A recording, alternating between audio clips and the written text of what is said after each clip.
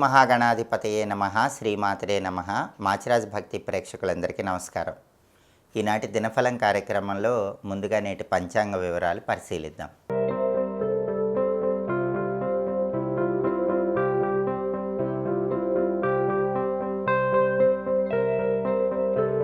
జనవరి 22 బుధవారం దినఫలాన్ని పరిశీలిస్తే అష్టమి తిథి మధ్యాహ్నం 3 గంటల 19 నిమిషాల వరకు ఉంది. తర్వాత నవమి తిథి వచ్చింది. నక్షత్రం రోజంతా స్వాతి నక్షత్రం ఉంది. బుధవారం స్వాతి నక్షత్రంతో కలిసి వస్తే ధూమ్రయోగం ఉంటుంది. ఈ ధూమ్రయోగం ధన నష్టాన్ని కలిగిస్తుంది. అంటే 12 రాసుల వాళ్ళు ముఖ్యమైన పని మీద బయటికి వెళ్ళినా, ముఖ్యమైన ప్రయాణాలు చేసినా ధనపరంగా కొద్దిగా నష్టపోయే అవకాశాలు ఉన్నాయి. అలా జరగకుండా ఉండాలంటే పని మీద బయటికి వెళ్ళటానికి ముందు కొద్దిగా ధనియాలు నోట్లో వేసుకొని నవ్వులుతూ వెళ్ళండి. అప్పుడు ధూమ్రయోగం ఉన్న ధన నష్టం జరగదు, కార్యసిద్ధి ఏర్పడుతుంది, ప్రయాణాలు విజయవంతం అవుతాయి. అలాగే రాశిచక్రం చార్ట్లో గ్రహాల స్టేటస్ తీసుకుంటే బుధవారానికి అధిపతి అయిన బుధుడు ధనుస్సు రాశిలో, గురువు ఇంట్లో, శత్రువు ఇంట్లో ఉన్నాడు. కాబట్టి విద్యారంగంలో ఉన్నవాళ్ళు, ఉద్యోగ రంగంలో ఉన్నవాళ్ళు, వ్యాపార రంగంలో ఉన్నవాళ్ళు ఒక నిర్ణయం తీసుకునే ముందు 1కి 10 సార్లు ఆలోచించి నిర్ణయం తీసుకోవాలి. ఆలోచించకుండా నిర్ణయం తీసుకుంటే మాత్రం విద్యా, ఉద్యోగ, వ్యాపార రంగాల వాళ్ళకి బుధుడు శత్రువు ఇంట్లో ఉన్నాడు కాబట్టి కొద్దిగా ఇబ్బందులు వస్తాయి. ఆలోచించి నిర్ణయం తీసుకుంటే మాత్రం ఎలాంటి ఇబ్బందులు ఉండవు.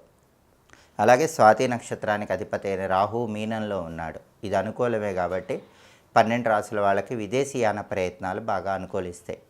ఎవరైనా అబ్రాడ్ కోసం ముఖ్యమైన పనులు చేసుకోవటానికి రాహు మీనక్షేత్ర స్థితి యోగిస్తుంది. స్నేహితులతో కలిసి ముఖ్యమైన కార్యక్రమాలు ప్రారంభించుకోవటానికి కూడా ఈ రాహు స్థితి విశేషంగా యోగిస్తుంది. అలాగే నక్షత్ర ఫలాన్ని బట్టి కొన్ని ముఖ్యమైన పనులు చేసుకోవచ్చు. ప్రధానంగా స్వాతి నక్షత్రం ఉంది కాబట్టి అన్నప్రాసన, నామకరణం, చెవులు గుట్టించడం ఈ కార్యక్రమాలు చేసుకోవచ్చు. గర్భాధానానికి కూడా స్వాతి నక్షత్రం మంచిది. అలాగే కొత్త విద్యలు నేర్చుకోవటానికి కూడా స్వాతి నక్షత్రం చాలా మంచిది. కంప్యూటర్ కోర్సులు నేర్చుకోవటానికి మంచిది. కొత్తగా ఎవరైనా బండి కానీ కారు కానీ కొనుక్కుంటే, కొత్తగా కొన్న వెహికల్స్ మొదటిసారి ఉపయోగించుకోవటానికి ఈ స్వాతి నక్షత్రం మంచిది.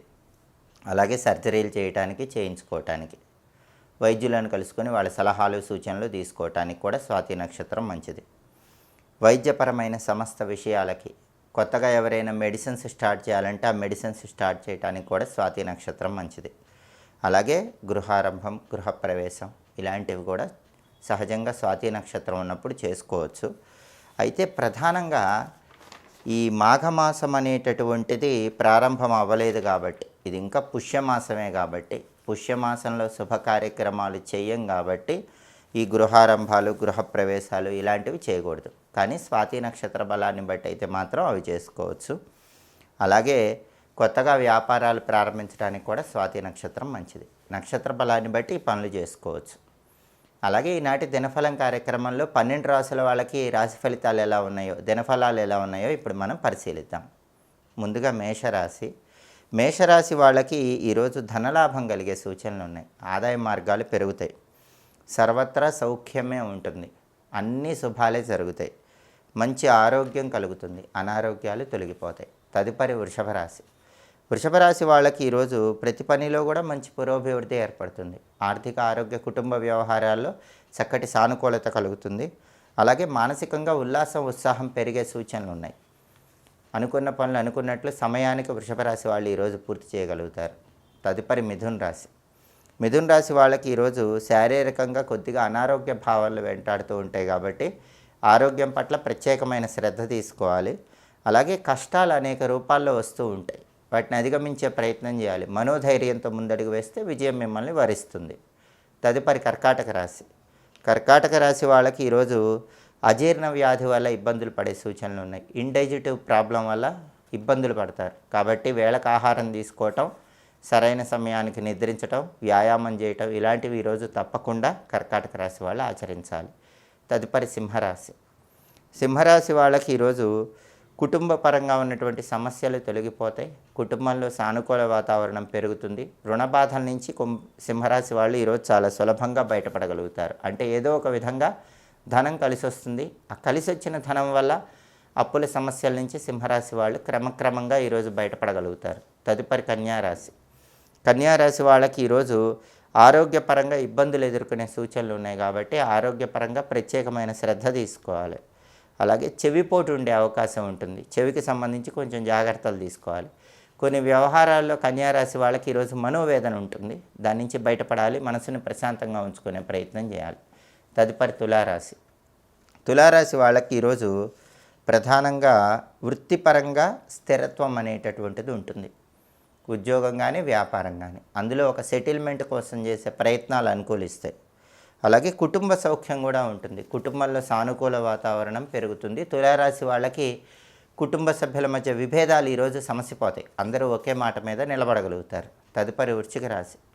వృశ్చిక రాశి వాళ్ళకి ఈరోజు ప్రధానంగా ఏ పని ప్రారంభించినా సరే ఆ పనిలో పూర్తిగా అభివృద్ధి ఉంటుంది. ఎలాంటి ఇబ్బందులు ఉండవు, ఎలాంటి ఆటంకాలు ఉండవు. తలపెట్టిన పనులు చాలా సులభంగా వృశ్చిక రాశి వాళ్ళు ఈరోజు పూర్తి చేసుకోగలుగుతారు. అలాగే విశేషమైన ధనలాభం కలిగే సూచనలు ఉన్నాయి. ఆదాయ మార్గాలు కూడా పెరుగుతాయి. ప్రతి పనిలో కూడా శుభం కలిగే సూచనలు వృశ్చిక రాశి వాళ్ళకు ఉన్నాయి. తదుపరి ధనుసు రాశి. ధనుసు రాశి వాళ్ళకి ఈరోజు నూతన గృహ నిర్మాణం కోసం చేసే ప్రయత్నాలన్నీ చక్కగా అనుకూలిస్తాయి. గృహానికి సంబంధించి ఎలాంటి కార్యక్రమాలు చేపట్టినా అవన్నీ విజయవంతంగా పూర్తి చేసుకుంటారు. తదుపరి మకర రాశి. మకర రాశి వాళ్ళకి ఈరోజు ఉద్యోగపరంగా ప్రమోషన్ల కోసం చేసే ప్రయత్నాలు చక్కగా అనుకూలిస్తాయి. అధికార పదవులు అందిపుచ్చుకోగలుగుతారు. ఉన్నత స్థాయికి చేరటానికి చేసే ప్రయత్నాలన్నీ కూడా మకర రాశి వాళ్ళకి ఈరోజు చక్కగా అనుకూలిస్తాయి. తదుపరి కుంభరాశి. కుంభరాశి వాళ్ళకి ఈరోజు ప్రతి పనిలో కూడా మంచి పురోభివృద్ధి ఏర్పడుతుంది. ధనలాభం కలిగే సూచనలు ఉన్నాయి. అనేక మార్గాల్లో ధనం సంపాదించడానికి చేసే ప్రయత్నాలు అనుకూలిస్తాయి.